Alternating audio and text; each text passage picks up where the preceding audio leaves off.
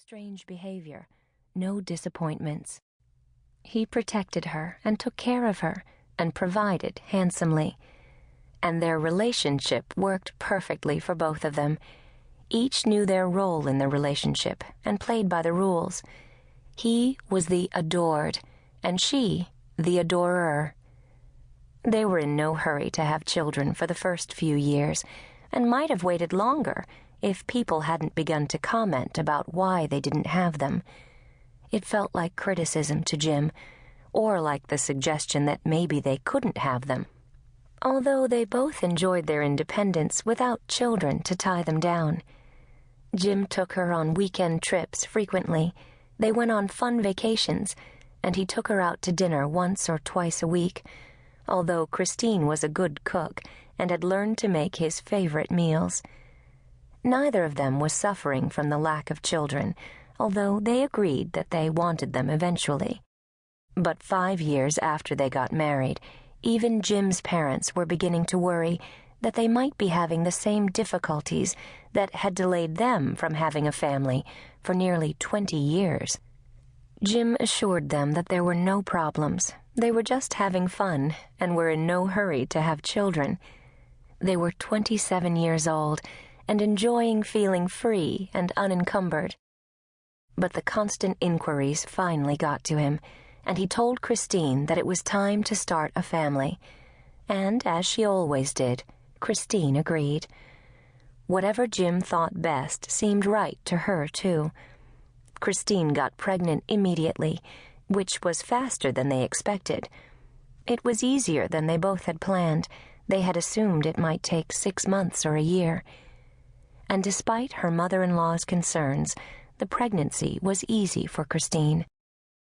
When she went into labor, Jim drove her to the hospital and opted not to be in the delivery room when the baby came, which seemed like the right plan to Christine, too. She didn't want him to do anything that would make him ill at ease. He was hoping for a boy, which was her fondest wish, too, in order to please him. It didn't even occur to either of them that the baby might be a girl, and they had confidently opted not to find out the baby's sex. As virile as he was, Jim expected his firstborn to be a son, and Christine decorated the nursery in blue. Both of them were absolutely sure it was a boy. The baby was in a breech position and had to be delivered by cesarean section, so Christine was still asleep from the anesthetic in the recovery room when Jim heard the news. And when he saw the baby the nurse presented to him at the nursery window, for a minute or longer, he thought the baby he was seeing had been switched. The baby had a perfectly round face with chubby cheeks that bore no resemblance to either of them, with a halo of white blonde hair. And more shocking than her features or coloring, it was a girl.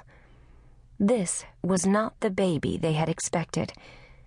And as she stared at him through the nursery window, all he could think of was that the infant looked like the elderly British monarch, Queen Victoria.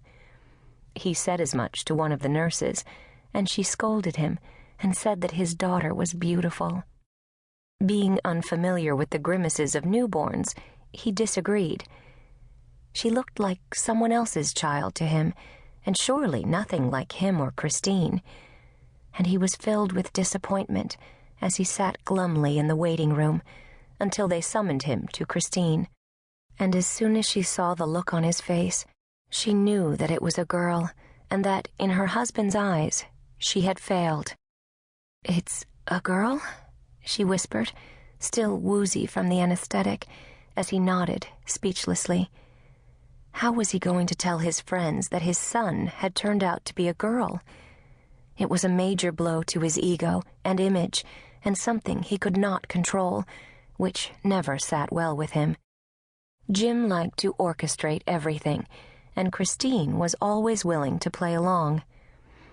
"Yes, it's a girl," he finally mustered, as a tear squeezed out the corner of Christine's eye. "She looks like Queen Victoria."